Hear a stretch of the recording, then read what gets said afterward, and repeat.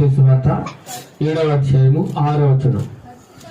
పరిశుద్ధమైనది కుక్కలకు పెట్టకుడి, మీ ముత్యములను పందుల ఎదుట వేయకుడి.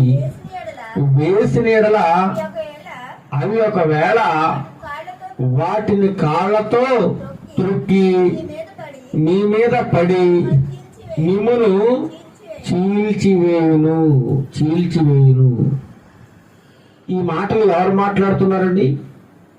సాక్షాత్తు యేసుక్రీస్తు ప్రభువారు మాట్లాడుతున్న మాటలు. ఆనాటి కాలంలో సుమారుగా 2025 సంవత్సరాల క్రితం యేసుక్రీస్తు ప్రభువారు సశరీరుడుగా భూమి మీద సంచరిస్తున్న కాలంలో అనేక మంది